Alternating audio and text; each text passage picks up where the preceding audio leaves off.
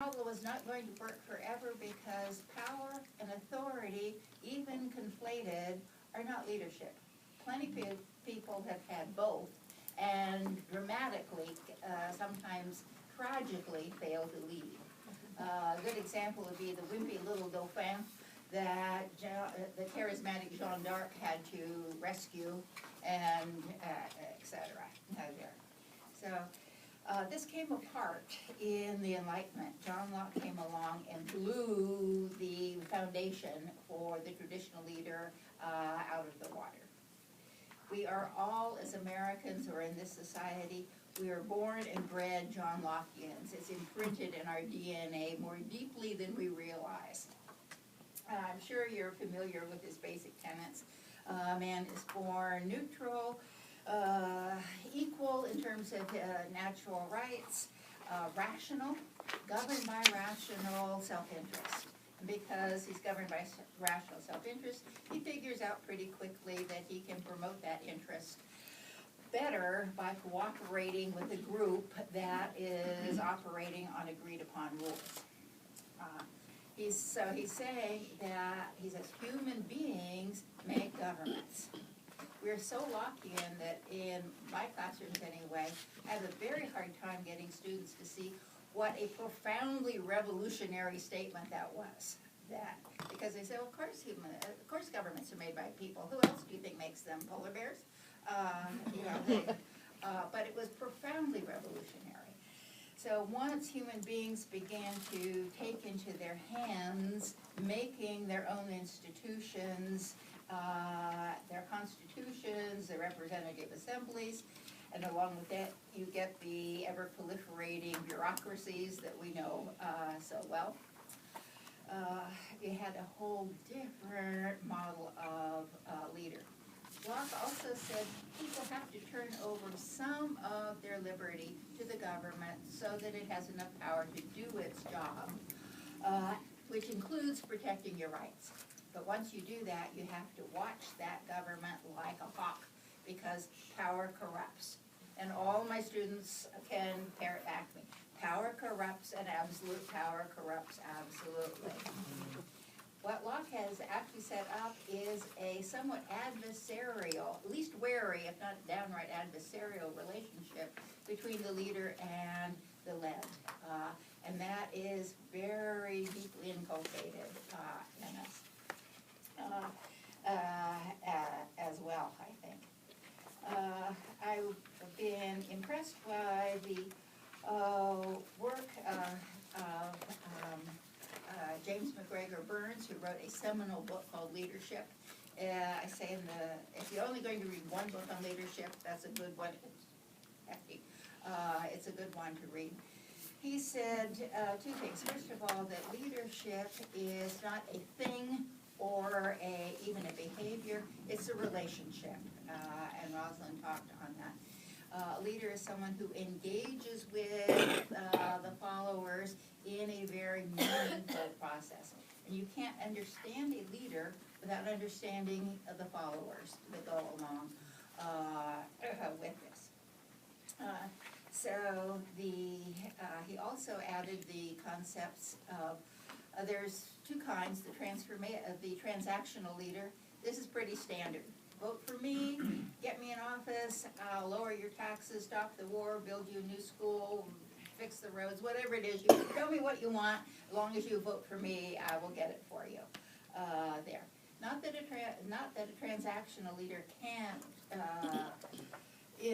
bring about very important change, but then there is also the transformational leader.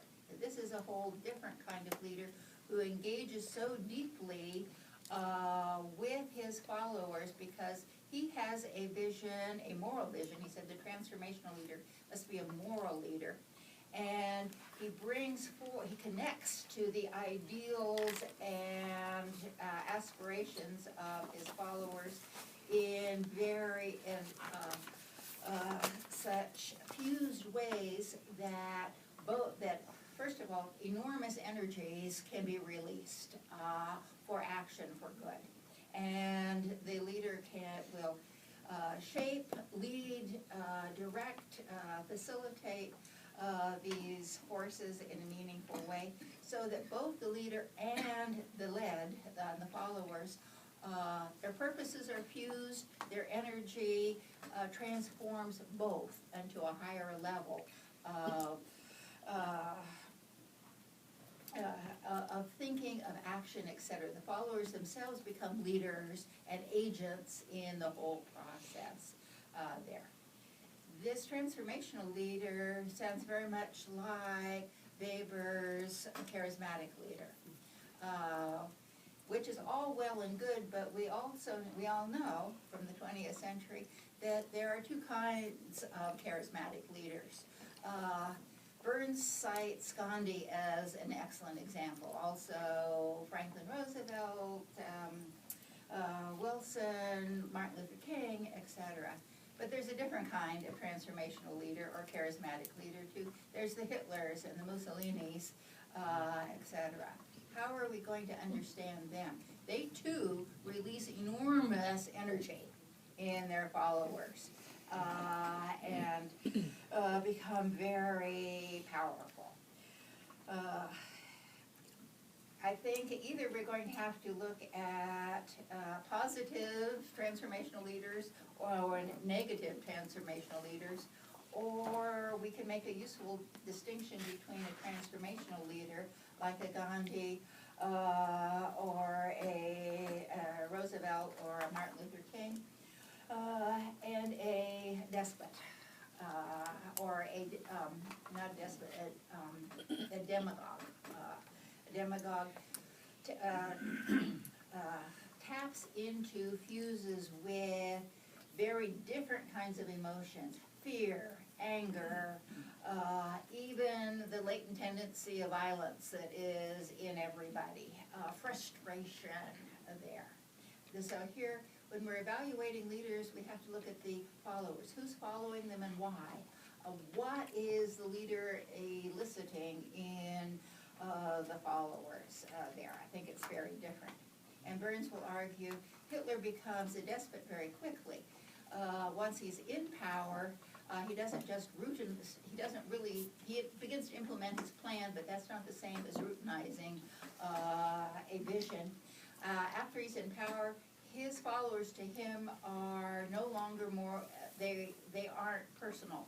They are just an instrument of his power.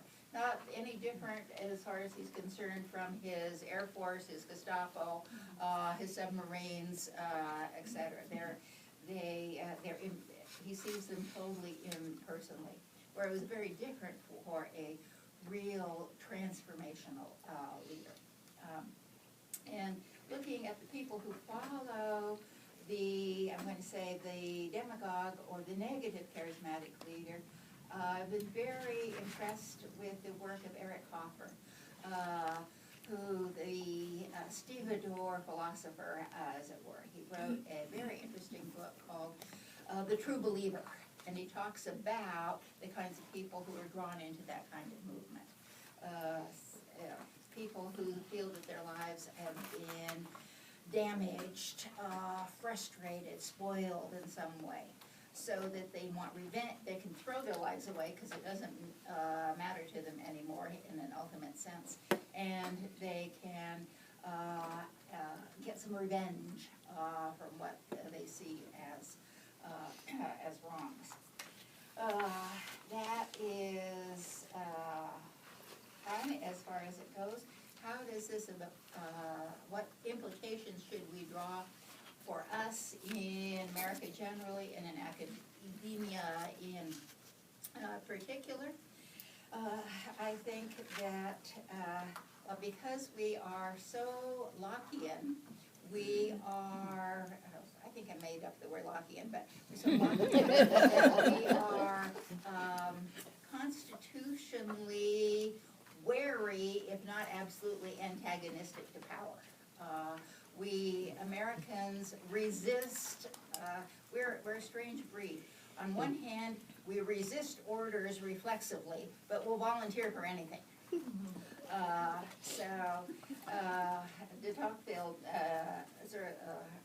early on noted that characteristic. So I think we have to take this into account and look at this in ourselves as well, because we are moving into a whole new era. We're living in the middle of a digital transformation. A lot of people have called this the third industrial revolution.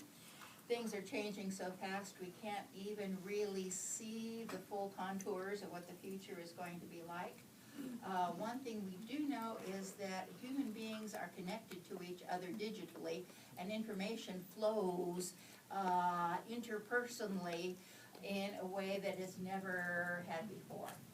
One of the results of this is this too can all by itself release enormous energy for good or for ill. But when you release enormous energy without that transformational leader to kind of lead, give it shape, give it coherence, transform it to a higher level, either it degenerates into violence or it goes nowhere. I've been thinking sort of, you saw this in the Arab Spring, for instance. It started with one man brave enough to set himself on fire. It spread like wildfire, person to person, throughout the region. The results, moderate in Tunisia, disappointing in Egypt, disastrous in Libya, and epically catastrophic in Syria. So that is, I'm also reminded too, maybe this is my bias, but you remember right after 9/11, the huge surge of emotion and energy that was out there? Mm-hmm. And our president told us to go shopping. Mm-hmm. If ever a man hit the wrong note at the wrong time and failed to lead, that was then. Mm-hmm. There was a huge opportunity that evaporated there. So how do we apply this in academia? I've also quote in my paper Barbara Kellerman, who talks about this tendency in Americans. She said, because of our Lockean point of view, we Americans won't let anybody lead us anywhere for very long. And not only that, but we have an inbred disinclination to lead. She says it's like we were inoculated with an anti-leadership virus. And we inoculate our students with an anti-leadership vaccine as well. So people are very reluctant to step up and take a leadership position. You don't want to put yourself forward. It's like you might be accused of being an egotist or power hungry, or who does she think she is? We are wary of that. So my first recommendation is pretty pedestrian, is we have to be aware of our tendencies to resist authority for the sake of resisting it. I've worked in a wide variety of academic institutions. I've never been in one where there wasn't a small group of what I've called the backstairs backbiters, the people who oppose the administration for the sake of opposing the administration. Mm-hmm. This is not to say that a lot of people haven't had very legitimate concerns and complaints, but those people have generally been interested in a particular issue and interested in participating in solving it. Also, anyone who has so much as been the president of a middle school PTA can tell you it's easy to get people to volunteer for committees as long as they don't have to chair the committee. Getting the chair of the committee is the challenge. Because of this anti-leadership vaccine that we currently So I think we're all involved in wanting to be part of the transformational process. We have to if we are going to be involved in restructuring and genuine shared government. We are doing this in a new digital context, which we're all feeling our way, all of us, anywhere on the planet. Another book that I found, another writer I found interesting is Carney Ross, who talks about the leaderless revolution. He said that true meaningful change is going to be coming from the bottom up, not the top down. And plenty of political geographers will tell you that one of the crises of leadership is national governments have become too big to handle local problems, but are too small to handle global problems.